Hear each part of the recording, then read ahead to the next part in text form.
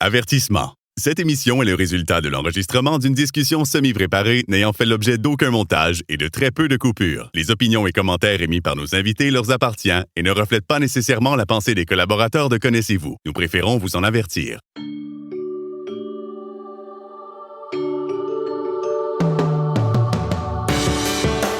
Connaissez-vous avec Martin Chouinard.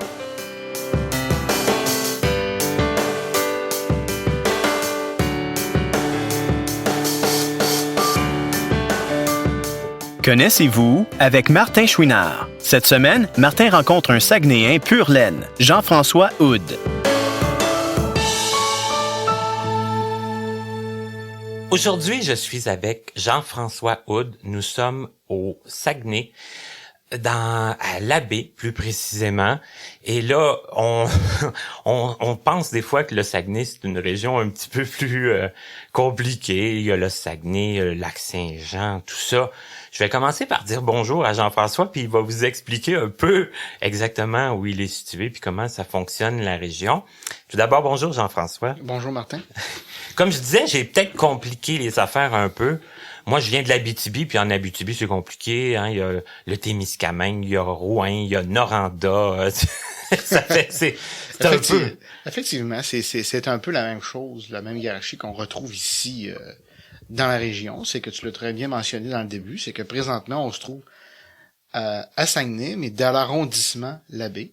Parce qu'auparavant, Saguenay était divisé par 3 municipalités indépendantes, c'est-à-dire l'Abbé, Chicoutimi et Jonquière.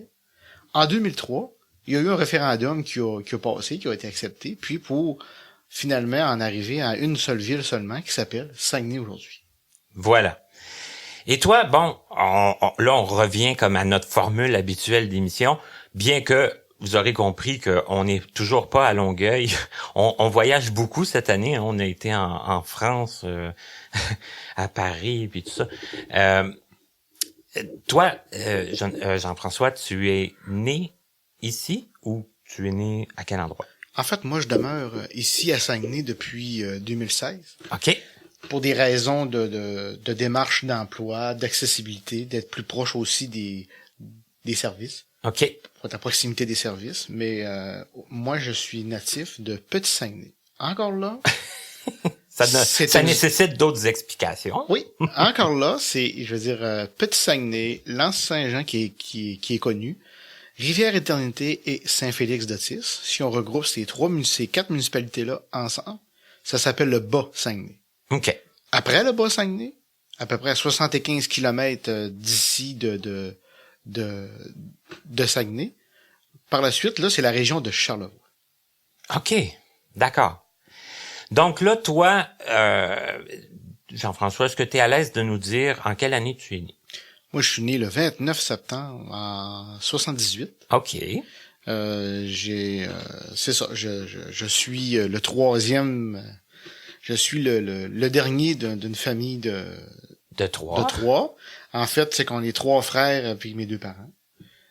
Moi, je suis le dernier. J'ai un frère plus vieux qui, lui, demeure présentement en Basse-Côte-Nord, à Port-Cartier. OK.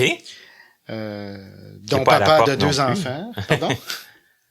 Puis, malheureusement, j'ai un frère qui est décédé d'ici là 2 ans. C'est que lui, il était lourdement handicapé pour des raisons médicales et puis pour des raisons aussi, d'une opération qui a mal tourné. On a dû y approprier les soins de confort pour finalement un décès. Quand même, hein? C'est sûr que il était pas très vieux non plus, forcément. Non, début quarantaine.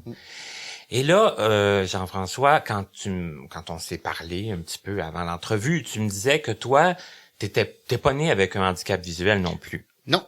C'est que moi, j'ai fait mon enfance, puis une bonne partie de ma jeunesse, jusqu'à l'âge, je dirais, de 17 ans. OK. J'étais comme monsieur, madame, tout le monde. J'ai pu m'épanouir en tant que jeune garçon au primaire et puis au secondaire également. J'avais toujours un problème visuel, mais qui était pas majeur. OK, mais t'avais quand même déjà des... Oui. En fait, là, je tiens à préciser que ma maladie, moi, c'est la rétinite pigmentaire. Ouais, ça, il y a beaucoup de personnes qui sont aux prises avec cette maladie. Oui. Apparemment, ce qui a été expliqué par mon ophtalmologiste, c'est que on est avec la maladie, mais souvent elle se développe plus tard. Ouais. Contrairement dans mon cas, c'est que on s'aperçoit de cette maladie-là que ça se développe plus fin quarantaine, début cinquantaine. Mais dans mon cas, je crois que j'ai été pendant une quinzaine d'années, j'étais le seul et le plus jeune à avoir cette maladie dans les dossiers de mon ophtalmologiste ici en région. Donc, assez rare, là, que ça se manifeste, là, tôt comme ça. Oui. OK. Puis, moi, auparavant, c'est ça, j'ai fait des études jusqu'en secondaire 4 pour avoir les préalables pour pouvoir suivre le cours en conduite de machinerie lourde.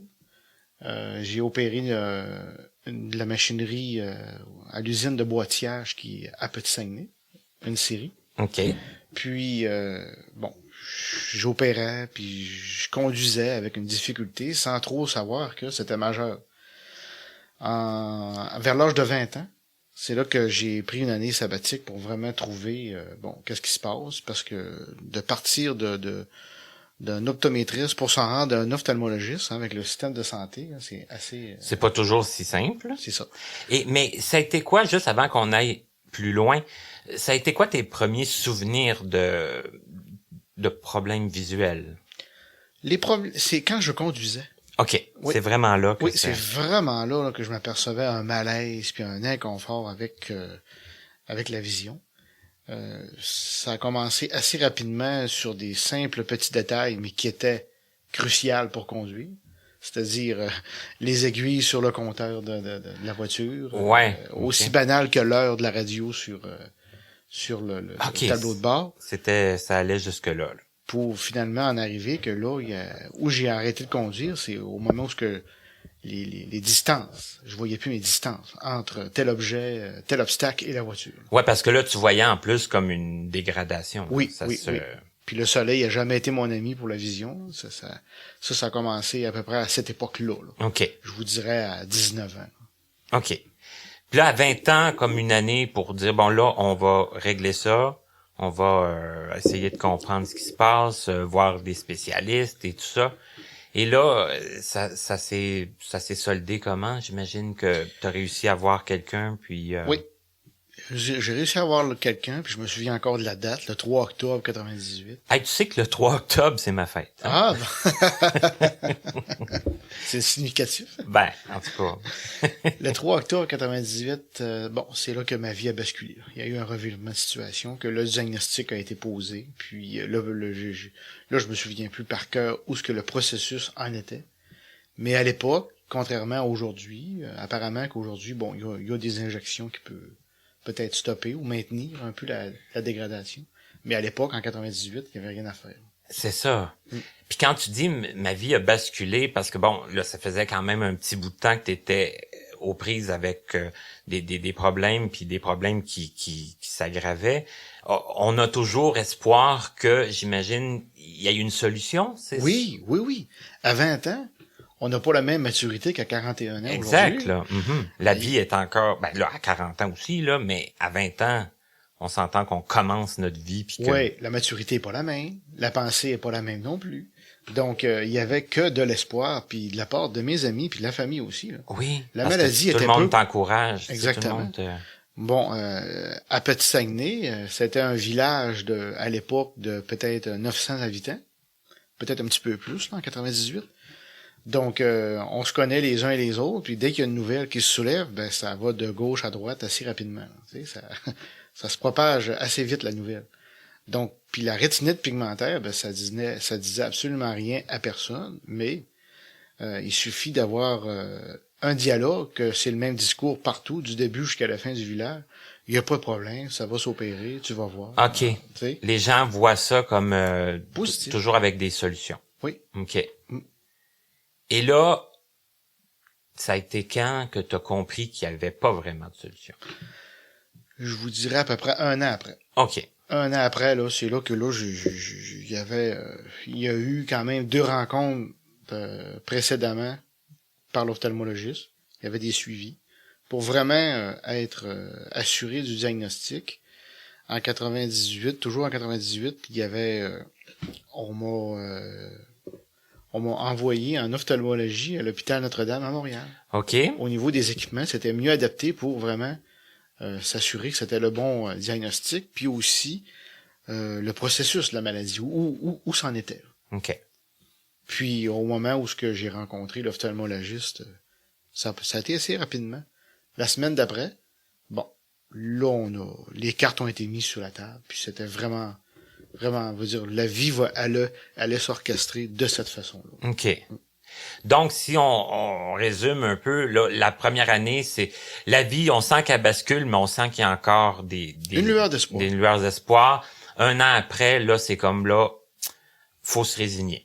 Oui. Puis là, comment ça s'est passé pour toi? Est-ce que ça a été extrêmement difficile, moyennement difficile? Est-ce que...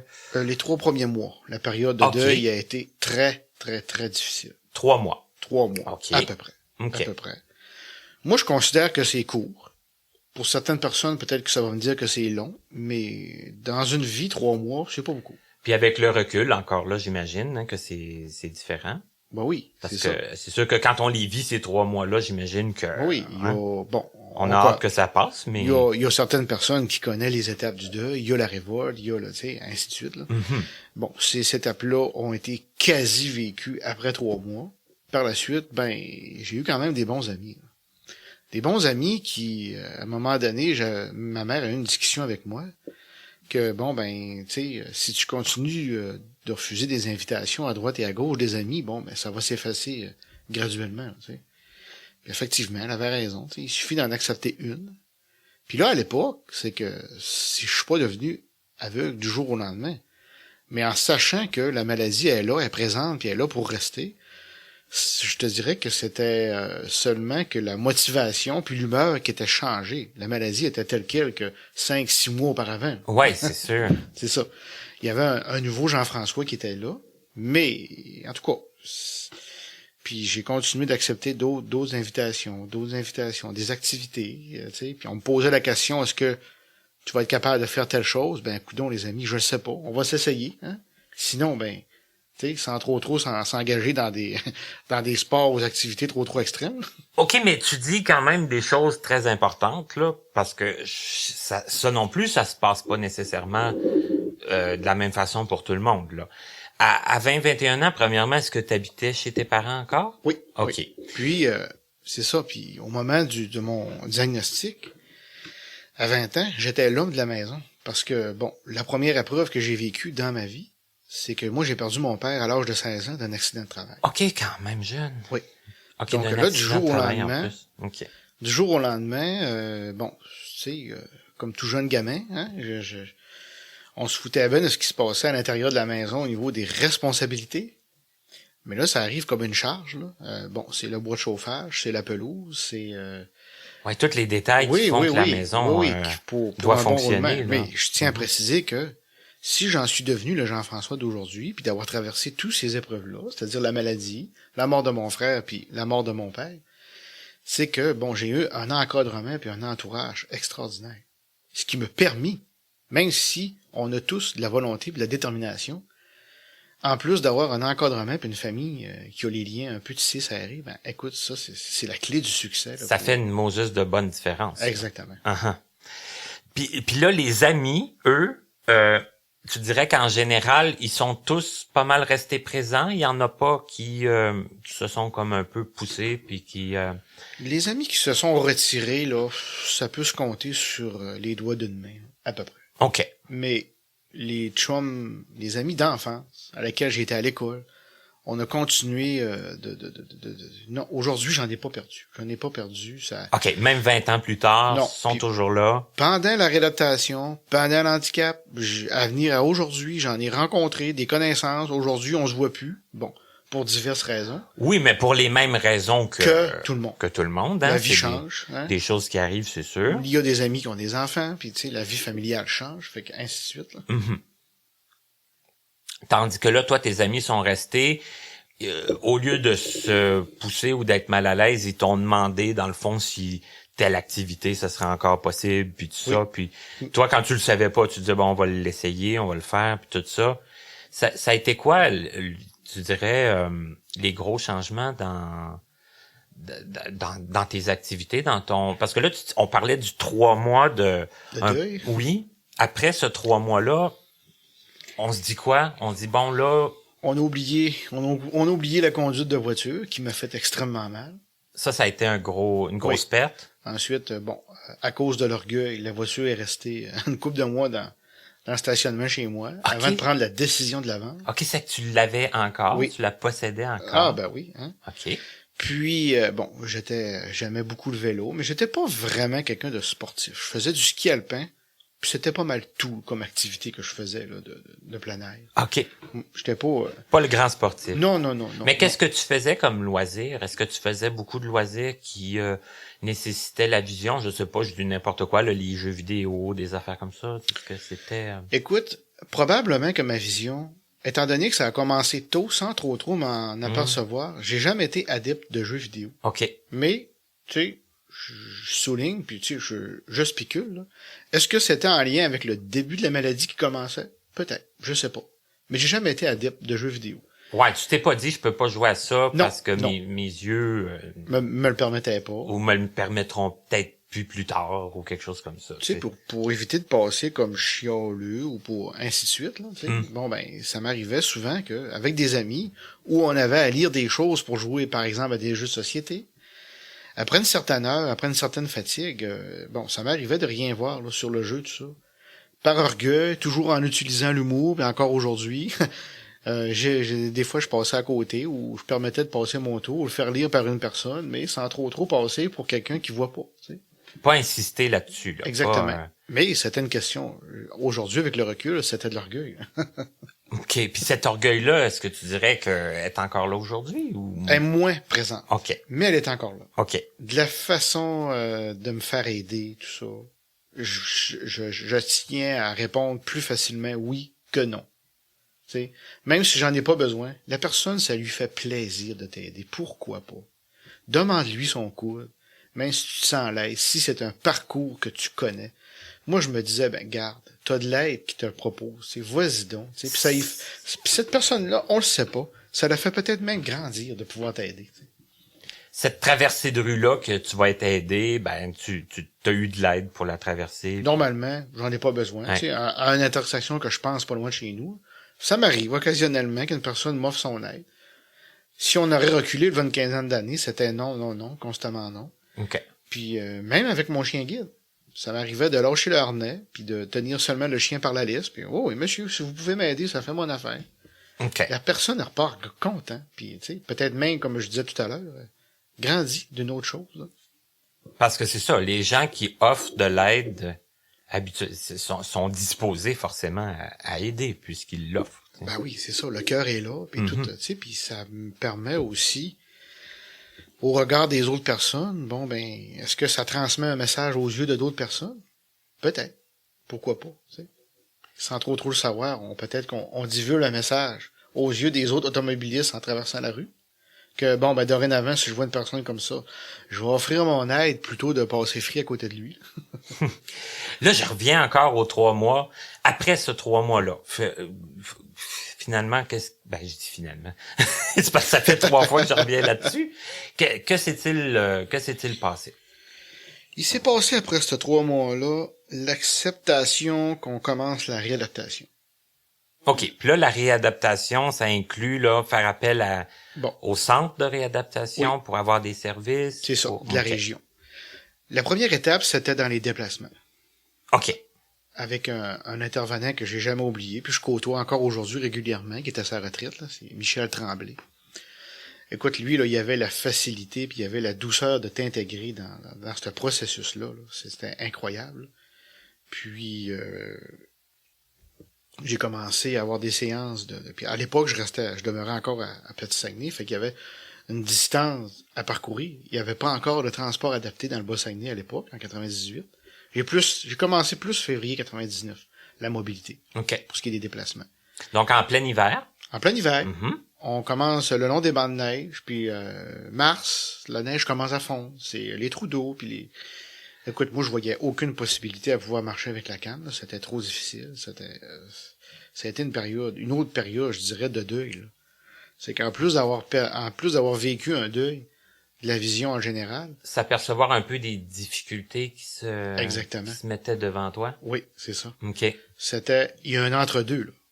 Tu sais, il y avait encore une vision qui était présente, mais pas assez pour les déplacements. OK. Ça m'arrivait une couple de fois de me cogner le nez, peu importe, là, tu sais. Tous les petits accidents qui peuvent nous arriver à gauche et à droite dans les déplacements. C'est une question aussi de sécurité. C'est ça qu'il faut apprendre aussi dans les premières leçons de mobilité. Là. Mais là, quand t'as commencé les premières leçons de mobilité, c'était pour, admettons, comme exemple, là, pour aller où? Tu sais, pour partir de chez toi, puis... Tout simplement de partir de chez moi pour aller chez des amis, chez oncle et tante, au dépanneur, tu sais, puis apprendre aussi à communiquer avec les gens en étant personne handicapée visuelle, tu sais. De dire les bons mots, les bonnes phrases pour pouvoir sensibiliser les personnes, pour se faire aborder, tout ça. Ça s'est fait quand même assez rapidement. Parce que, bon, j'ai toujours eu une bonne facilité, une bonne capacité de m'exprimer. Mais avec un handicap visuel, bon, là, il y a un vocabulaire qu'il faut qu'il soit adéquat pour pouvoir se faire aborder une certaine aide. OK. Et ça, est-ce que, tu dis que tu as toujours quand même eu la possibilité facile de parler, de communiquer. Ça a-tu été plus difficile quand il est venu le temps au début, là, d'interpeller pour avoir de l'aide, de tout ça? Est-ce que...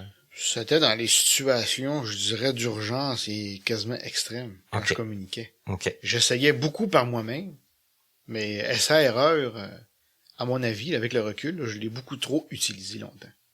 OK. Tu sais, ça aurait été bien simple de commencer là, puis de pouvoir grandir puis de cheminer avec cette attitude-là que de commencer genre 5 ans plus tard. Parce que là, on s'entend aussi que essai-erreur, c'est bien beau. Des fois, on réussit, puis on se dit, bon, j'y suis parvenu. Ça a peut-être pris 1 heure de plus, par exemple. Ah oui. Mais des fois, on réussit pas non plus. Puis on a peut-être perdu 1 heure, puis il faut quand même demander de l'aide. Eh oui. Puis au moment où tu as perdu 1 heure, puis tu t'en rends compte que tu as perdu 1 heure, bon, ben ce qui m'arrivait à l'époque, sans me manifester physiquement, mais à l'intérieur de moi, il s'installait une frustration, une grande frustration. Puis c'était important, puis je me le faisais dire par mes intervenants, puis par mes amis, même ma famille proche. Ben recommence, Jean-François. Tu sais, là, ça m'a allaité la première fois, mais la deuxième fois, on sait pas. Fait que je recommençais le processus pour la même information, souvent à l'épicerie, comme par exemple, tu sais. Puis là, j'allais chercher de l'aide automatiquement tout de suite pour pouvoir aller chercher le produit que je voulais. Mais oui, tu sais, je reviens à ce qu'on se discutait au début. L'orgueil était présent. Puis ça a été un obstacle pour moi à laquelle il fallait que je travaille beaucoup. Puis je dirais encore un petit peu aujourd'hui. OK. Parce que c'est ça, l'orgueil, ça peut quand même être un peu... c'est néfaste, là. C'est ça, un peu dérangeant. Pour soi-même, là. Pour soi-même, oui. En premier lieu, là. Je veux dire, moi, j'étais une personne où j'avais quand même si on peut dire une sagesse, là, ça n'a jamais été la faute des autres. Tu sais, contrairement à des personnes que j'ai rencontrées. Que c'est toujours la faute des autres. Non, tu sais, la personne, souvent, elle va te guider gauchement, tu sais, plus ou moins habile, puis bon, ben, tu vas bifurquer ou tu vas te cogner après quelque chose, genre un bout d'allée. La personne va se détourner, toute mal, elle va s'excuser à maintes reprises. Moi, j'ai toujours été flexible là-dessus, là. Non, regarde, ça peut arriver à n'importe qui, c'est pas, je me suis pas blessé, je me suis pas fait mal, tu sais, c'est pas grave. C'est ça, il y a pas mort d'homme, non, là, y a non, pas... déjà que la personne t'assiste pour te guider ou t'aider, c'était déjà bon. Ah, c'est ça, on peut pas leur demander non plus la perfection, là. Donc là, tu disais au début, tu disais ça va être vraiment difficile de me déplacer avec la canne là, de l'hiver dans les bancs de neige, les trous d'eau puis tout ça. Qu'est-ce qui s'est passé? Est-ce que l'été venu, ça a été mieux puis ça t'a comme un peu habitué au retour de l'hiver l'année suivante ou si qu'est-ce qui s'est passé? Ça a été un peu contradictoire. Uh-huh. C'est que le premier hiver, le premier printemps vécu, l'été est arrivé, Les déplacements étaient plus fluides, plus faciles. Donc, la canne, dans le garde-robe. Dans le garde-robe? Oui. OK. Remiser ma canne. OK. Hey, ça, c'est Puis je quand même... continuais mes leçons de mobilité avec mon intervenant pendant la saison estivale. Donc, je montais dans le transport adapté, avec la canne pliée dans mes mains. Pour le moment où je débarquais de l'autobus au centre d'adaptation, je redépliais la canne pour me rendre à mon rendez-vous. OK. D'accord. Cette acceptation-là de la canne blanche, ça a été aussi une petite épreuve. OK. Et là, ensuite de ça, bon, là, t'as appris tes déplacements pour faire des activités dans la vie quotidienne, les amis, l'épicerie, le dépanneur. Et là, professionnellement, c'était quoi ton plan de match? Est-ce qu'il y en avait un ou quand il est arrivé, ce plan de match-là? Il n'y avait pas vraiment de plan de match, mais par contre, on m'avait fortement suggéré de commencer à apprendre le braille. Oui. Donc, en région, contrairement dans les grands centres, c'est que, bon, le centre d'adaptation de région a pas le mandat de donner des cours de braille. N'a pas le mandat du tout? Non, pas du tout. Non. OK. Donc, de bouche à oreille, puis en investiguant avec des personnes ressources de la place, je me suis déniché une personne en région, mais toujours encore à 90 km de chez moi. C'est des cours privés en braille avec une personne qui donnait des leçons de braille. OK. Oui, fait que j'ai fait plusieurs séances avec elle pour par la suite en arriver à apprendre le braille abrégé. Et là, il y a eu une période stagnante, je dirais, de 1 an et demi, où là, j'ai commencé à siéger auprès de l'Association des personnes handicapées visuelles de la région. J'étais administrateur. OK, sur un conseil d'administration? Oui. OK. Puis du transport adapté du Bas-Saguenay et de Saguenay. Okay. C'est là que j'ai commencé à être actif, un peu plus.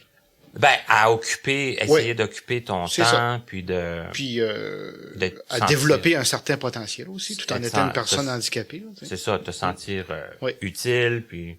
En 2005, j'étais allé dans un colloque, et c'est là que j'ai repris mes études. Okay. C'est-à-dire que mon secondaire n'était pas terminé.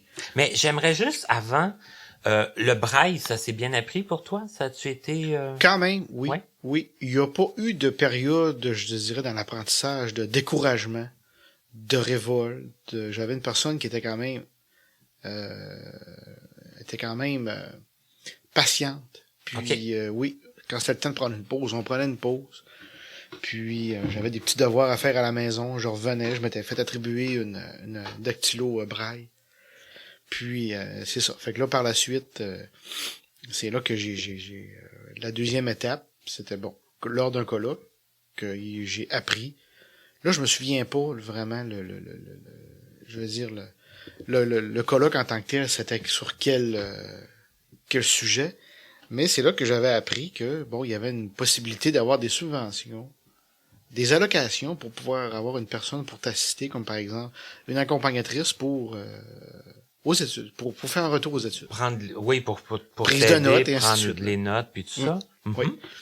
C'était la mère d'une de mes amies qui s'est proposée. Fait que elle, Mireille Hood, elle a commencé du début de mon secondaire. En fait, j'ai repris des études assez loin. Secondaire 5, j'ai été comme 2 ans à l'éducation des adultes. OK, ça que tu as terminé ton secondaire. Pour par la suite en arriver à faire mon entrée à l'université en 2008. OK. Oui. Donc, cette personne-là, tout ce qui était de format, je veux dire, tout ce qui était un livre papier ou des notes de cours de n'importe quelle personne, elle avait le mandat de tout transcrire ces notes-là pour les avoir informatiques. Mais par la suite, j'ai eu des cours d'informatique après le braille. Là. OK. Puis là, ben, c'était une dame que tu connaissais, si j'ai bien compris. Ça fait que ça... Oui. Ça aide un peu, j'imagine, que ce soit quelqu'un qui... Oui et non. OK. Je te dirais que au moment,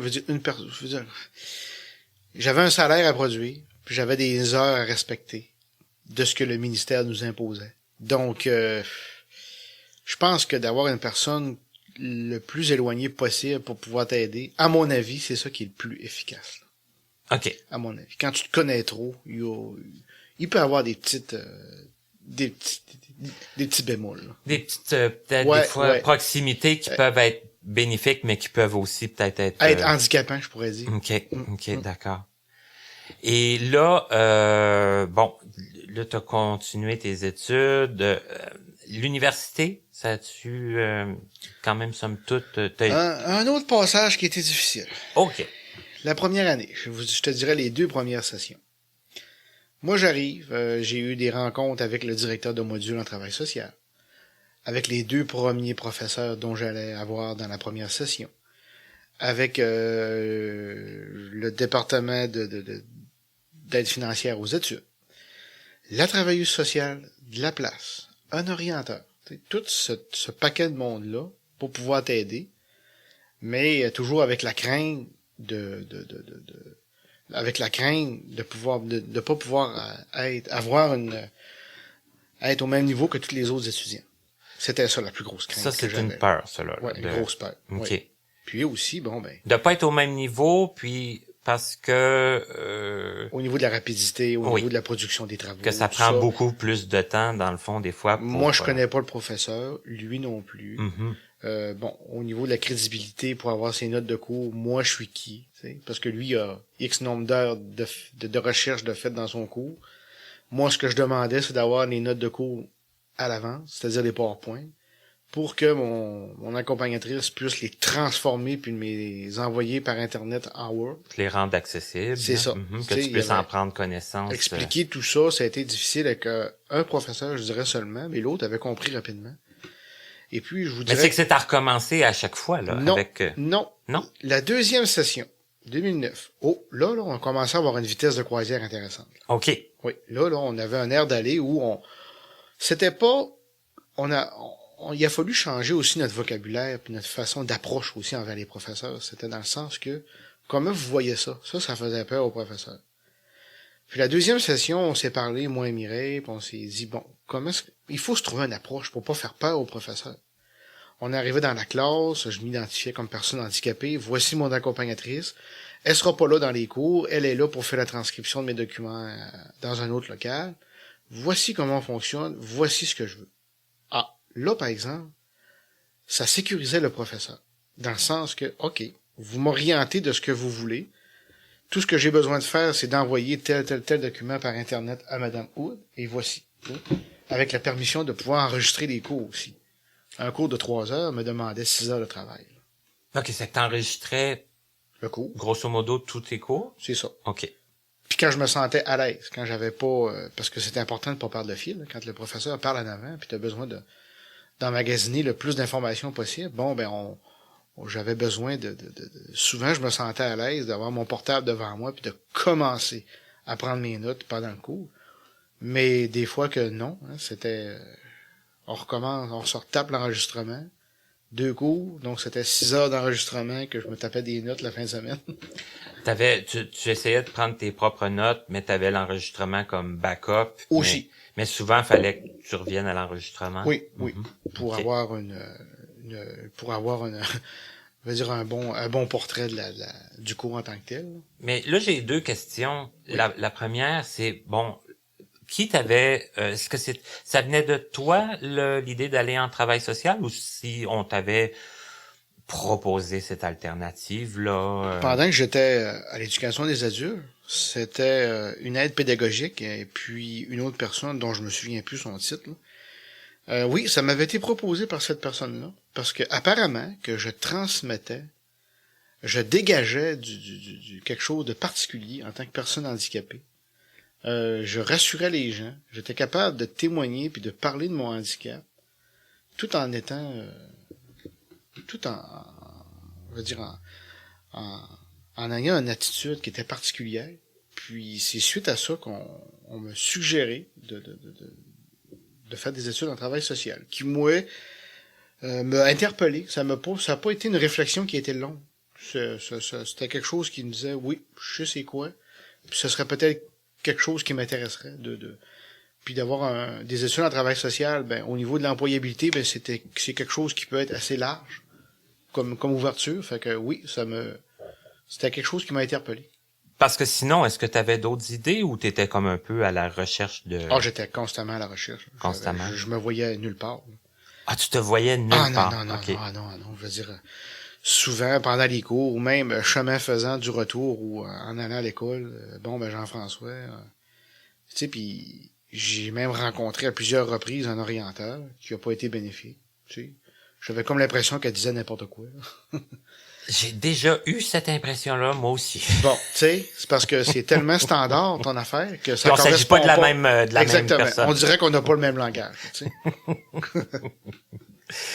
Et là, ma deuxième question, je veux t'amener, parce que hier, on a eu l'occasion de se parler hier, ça a été très constructif, je pense, pour mon entrevue, parce que tu le disais tantôt que tu te présentais dans tes cours comme étant une personne handicapée, visuelle. C'était en partie pour les professeurs, mais j'imagine que ça devait aussi être bénéfique pour les autres étudiants. Oui. Ça aussi, il fallait être créatif au niveau de l'approche envers les autres étudiants.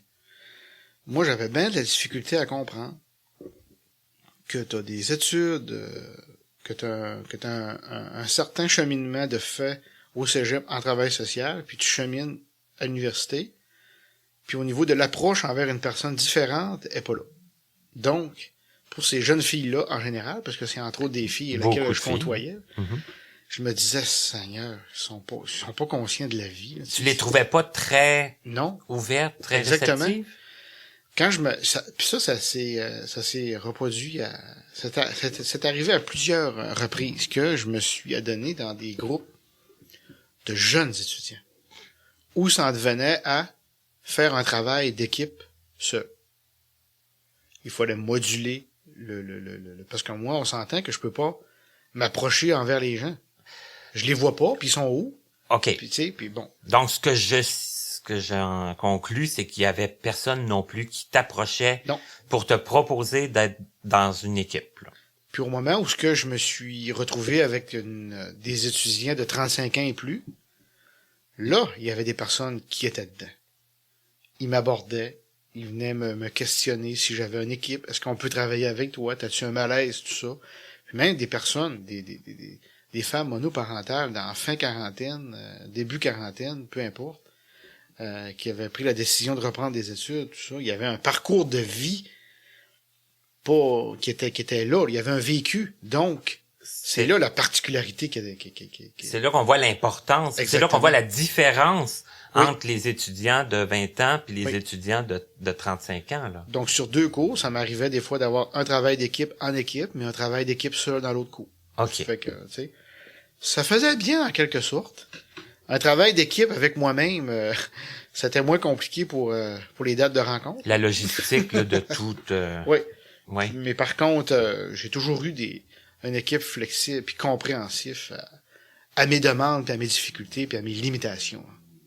Tu sais, j'ai quand même rencontré des bonnes personnes là, qui, même dans les exposés, ça a déjà arrivé à un moment donné quand c'était à mon tour de parler. Dans le PowerPoint, il y avait des petites sonnettes de cloche pour m'indiquer que c'était à mon tour de parler. Tu sais, puis c'est ça qui était le fun, c'est que mon équipe apprenait à construire des choses en travaillant avec une personne handicapée. Puis sait-on jamais, plus tard peut-être que ces personnes-là avaient à côtoyer des personnes handicapées dans leur travail. Donc le fait que souvent elles t'approchaient pour faire partie de leur équipe, ben ça faisait en sorte que il y avait une ouverture d'esprit pour aller plus loin là, pour oui, puis un soulagement. Mm-hmm. Donc j'avais pas à me casser la tête dans le 2 puis le 3e cours. Bon, OK, après 3 cours, il y a pas un chat qui m'a approché. Bon ben là, c'était le temps d'aller avoir une discussion avec le professeur. OK. Mais le professeur, il a pas agi à titre d'arbitre là. Non. Regarde, on a Jean-François qui est tout ça, lequel qui veut travailler avec. Ça, j'ai toujours aimé la façon délicate que les professeurs avaient à amener. Oui. Que regardez Jean-François, on va adapter le syllabus, puis tu sais. Mm-hmm. J'étais très méticuleux par contre. OK. Moi, les critères étaient là, puis le nombre de pages était là. Regarde, je vais vous prouver ce que je suis capable de faire, tu sais. Puis effectivement, là, j'avais des bons résultats. Puis j'imagine que là, tu donnais ton plein rendement pour justement être quand même à la hauteur des autres étudiants. Que des critères aussi de c'est ça, que les autres étudiants n'aient pas l'impression de faire le travail à ta place ou des choses comme ça, là. OK. Là, parce que, là, je sais pas si je vais trop vite, mais c'est parce que hier, tu me parlais aussi, parce qu'à un moment donné, tu as pris la décision d'aller te chercher un chien guide. Eh oui, ça, c'était en 2013. OK. 2012, pendant le conflit étudiant, là, la grève étudiante Oui. en 2012, j'avais été en évaluation chez Mira. Mira avait à étudier ton état psychologique et ton état physique pour savoir si tu es apte à pouvoir avoir un chien guide et aussi d'avoir une idée, un portrait de quel chien t'attribuer, quelle race, Et là, c'était venu comment? Toi, t'avais entendu parler de Mira ici? Je me pose encore la question aujourd'hui. Okay. Si j'ai été influencé ou si c'était vraiment un désir. OK. Parce que j'avais rencontré une personne qui avait un chien guide dans un resto ici à Chicoutimi, en région. Puis, c'était en dialoguant avec cette personne-là, de la façon que c'était fluide, de la façon que c'était pratique d'avoir un chien guide. Bon, ben, OK, je vais me lancer là-dedans. Puis quand je tiens à mentionner que quand j'étais jeune, je sais pas de quel âge à quel âge, mais dans ma jeunesse, j'ai eu 2 chiens. Que je promettais à mes parents de m'en occuper de A à Z, mais finalement, ça devenait que c'est mes parents qui s'en occupaient, parce que moi, j'étais allé m'amuser avec mes chums. La responsabilité à 8-9 ans, elle est pas toujours présente. Hein? C'est une grosse responsabilité quand même, oui, s'occuper d'un Puis chien. ça, c'était quelque chose qui m'inquiétait au niveau de la responsabilité du chien, du brossage, puis l'entretien général du chien. Tu sais, puis j'étais en évaluation, puis je me souviens que le chien avait bavé sur mes mains, ça m'avait paralysé les mains. Je me suis dit, je suis vraiment fait pour avoir un chien. Tu sais. Quand je flottais trop de chien, mes mains sentaient le poil. Fait que là, j'allais tout de suite dans la salle de bain me laver les mains. Il y avait le côté hygiène qui m'inquiétait. OK. Puis je te dirais que pendant 5 ans, c'était quelque chose qui était toujours là puis présent. OK. J'en suis devenu obsessif sur l'aspirateur.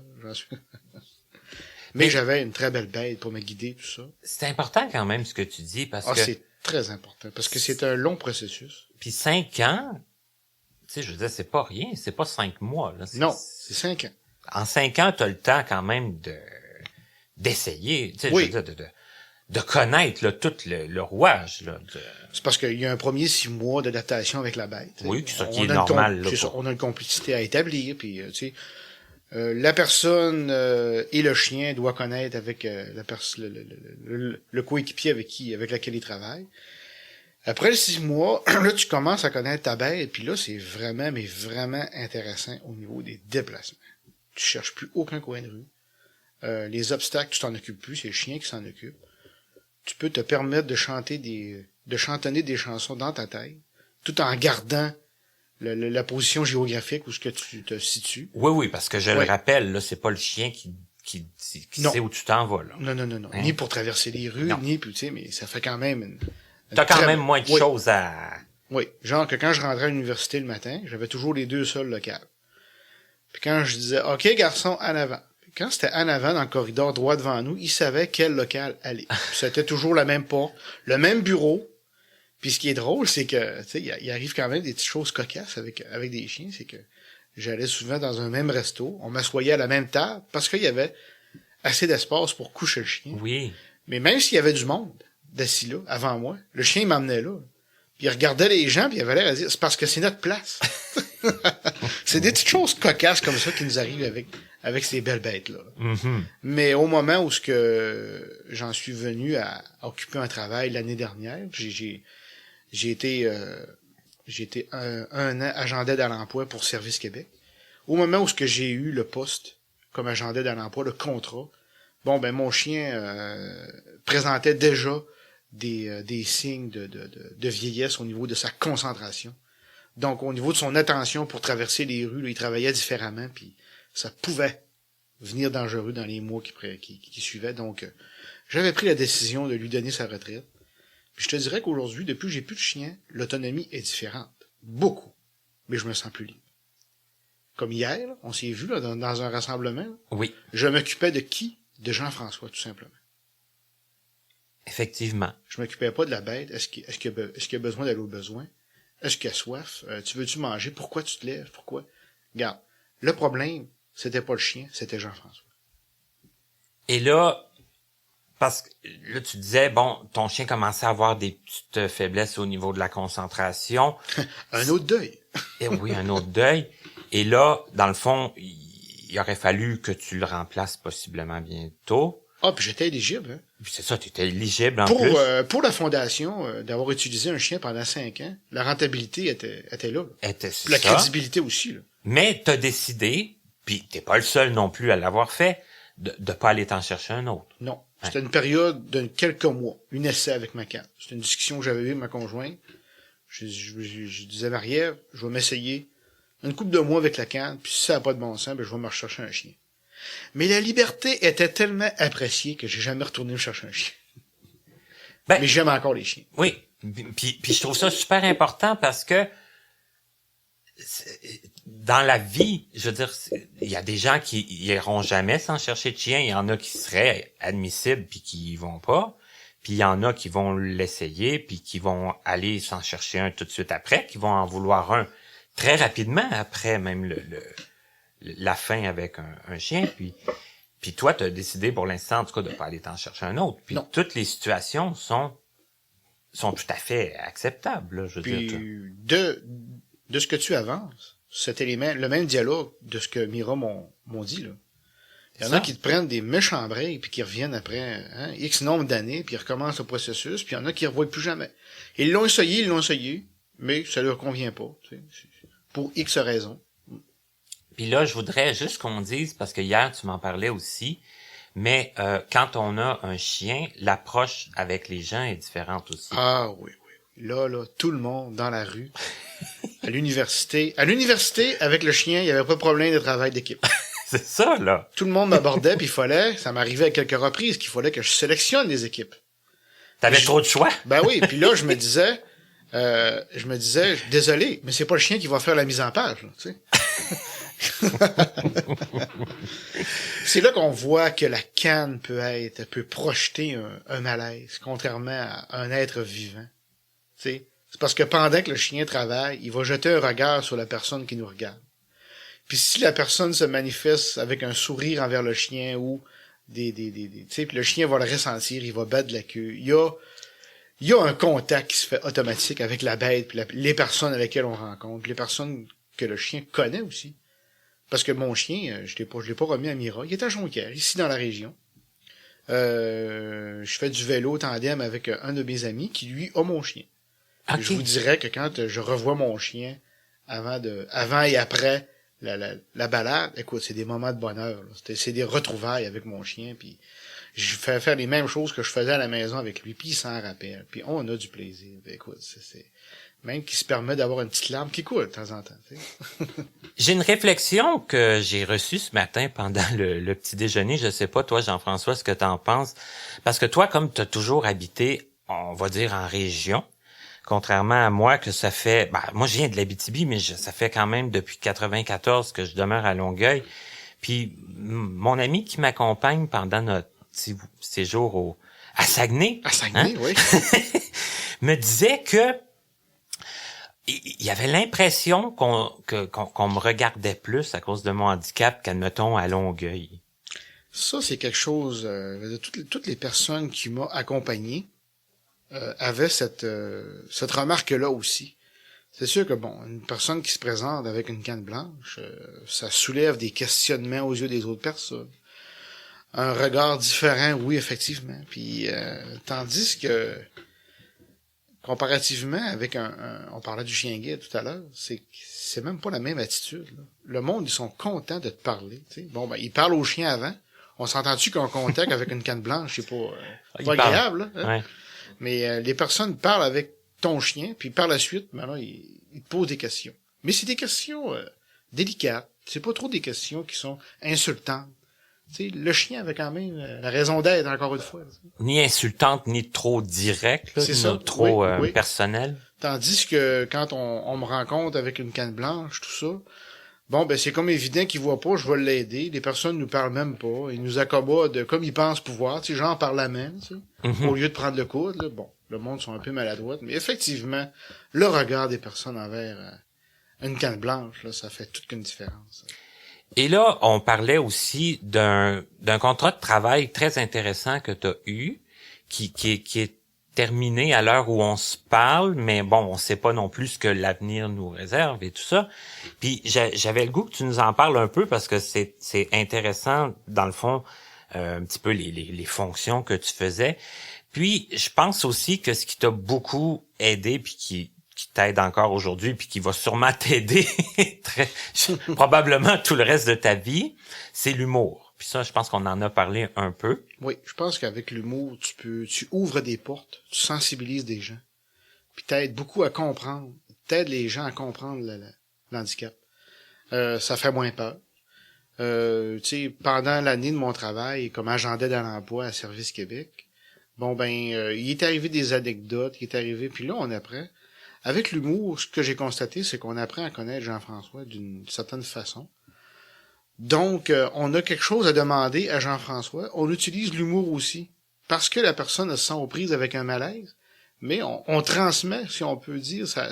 J'ai comme un peu contaminé l'humour à d'autres personnes, pour pouvoir, tu sais, de la façon que les autres personnes m'aidaient. Tu sais, ça a été une année agréable là, de travailler avec ces gens-là, puis de pouvoir partager mes connaissances, puis eux m'en partager aussi par le fait même. Là.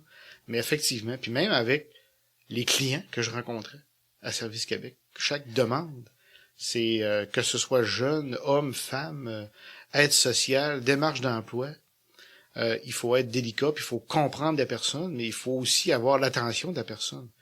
Dans mon introduction, je pense que j'étais quand même assez habile pour rendre la personne à l'aise avec l'handicap.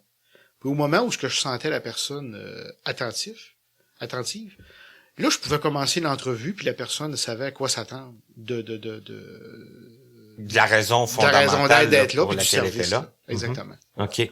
Mais c'était important comme de faire comme une petite mise en place là de comment je fonctionne, soyez pas surpris si j'ai un petit couteau dans l'oreille et mon portable devant moi. Puis ça arrivait même, tout dépendant de la réceptivité de la personne. Je leur faisais toucher mon affiche à braille, tu sais. Je prenais quelques minutes là, pour mettre la personne dans le bain, tu sais, pour sensibiliser. Là. Parce que ça non plus, c'est pas nécessairement tous les non-voyants que je connais non. qui vont avoir non seulement cette approche-là, mais pas toujours non plus des contacts avec une clientèle. Non, puis je pense que ça, c'est la clé du succès pour pouvoir grandir.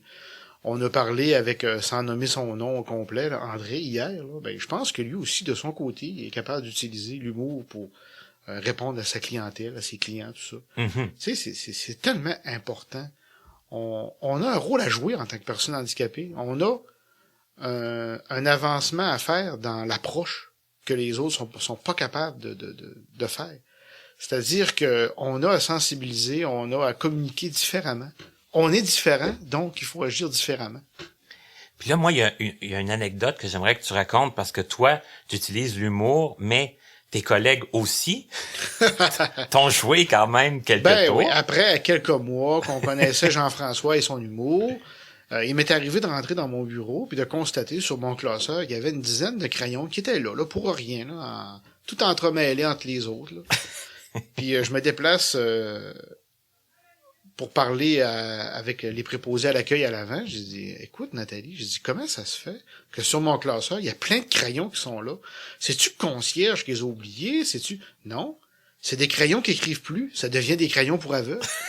Là, j'ai fait un éclat de rire à n'en plus finir. Tu sais, moi aussi, je suis capable de trouver ça drôle, une joke d'aveugle, tu sais. J'aurais jamais pensé à jouer un tour demain, tu sais. Oui. Genre à poser la question à une personne. Bon, mais s'il écrit plus de moi là, c'est un crayon pour aveugle, tu sais. J'avais jamais pensé à... C'était quand même bien pensé. Oui, puis c'était une façon. Puis là, elle dit, j'espère que ça t'a pas choqué. Non, j'ai dit, c'est une façon.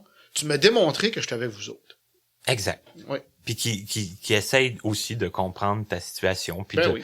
de te le démontrer. Puis l'année que j'étais là, mais je pense que mon passage a été particulier à comparer à d'autres personnes normales, entre guillemets. On en connaît du monde dans une année. Là. Mais Jean-François, qui a eu un contrat de 12 mois à Service Québec à la baie, lui, à Saguenay, c'est-à-dire arrondissement à la baie, oui. Lui, on s'en rappelle. T'sais.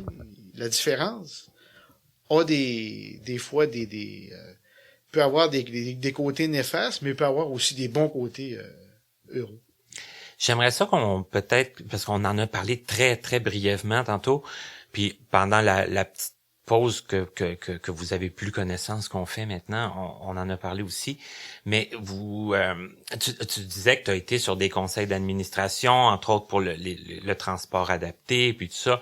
Nous, pendant la pause, on parlait de ce qu'il y avait encore à faire pour essayer de démystifier un peu le handicap et tout ça. Puis on disait qu'il y a beaucoup de choses qui ont été faites puis qu'il en restait beaucoup à faire. Est-ce que toi, t'as le goût de continuer à te... Ben là, le contrat terminé. Oui. Je me suis réintégré dans des sous-comités à laquelle je faisais partie avant mon contrat. OK. Pour rester actif. Puis on s'entend dessus que l'employabilité, bon, c'est quelque chose qui fait peur à n'importe quelle personne handicapée en général. Bon, un prochain contrat va être quand? On ne sait pas. Est-ce que je vais avoir le temps de puiser toutes l'avantage de mon assurance sociale, ou je vais être obligé, après un an, de redéposer une demande d'aide sociale? Je ne sais pas. Pour éviter d'avoir des pensées néfastes comme ça. Écoute, je pense que la clé du succès, pis ça, c'est pour n'importe quelle personne vivant avec un handicap, essayer le plus possible de s'occuper, que ce soit dans des loisirs, que ce soit administratif comme moi, dans des comités.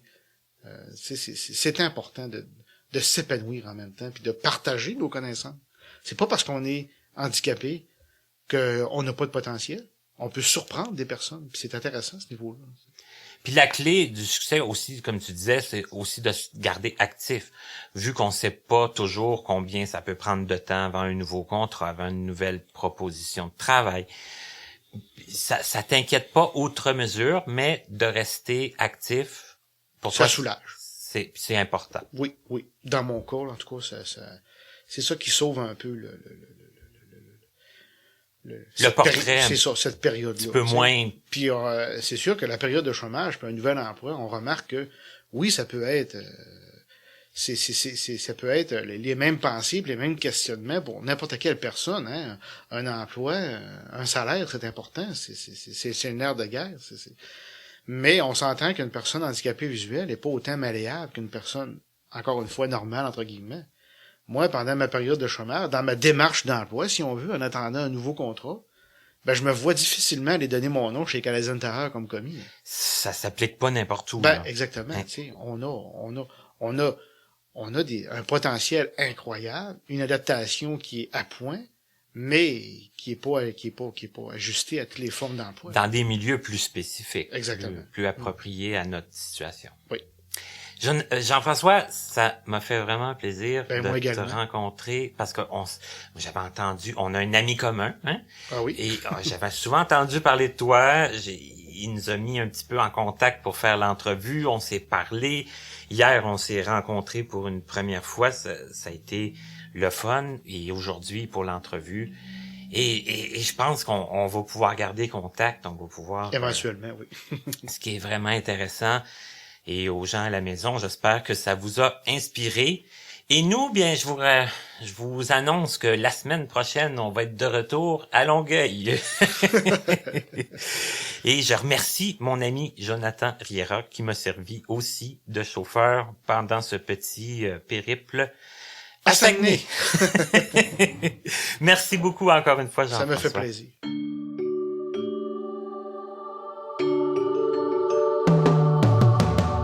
Vous venez d'écouter Connaissez-vous avec Martin Chouinard. Présentateur, Stéphane Pilon en collaboration avec Papillon Sonic. Voix du générique, Joel Pucci. Notre site web est toujours disponible au www.martinchouinard.com. Notre adresse courriel est connaissez-vous2017@gmail.com sans tiret. Nous attendons vos commentaires et suggestions. Un immense merci à la compagnie Point par Point Incorporée, l'Association des aveugles de la Rive-Sud, AARS, ainsi qu'au Regroupement des aveugles et amblyopes du Montréal métropolitain, RAAMM, de nous prêter gracieusement leurs locaux pour l'enregistrement de certaines de nos émissions.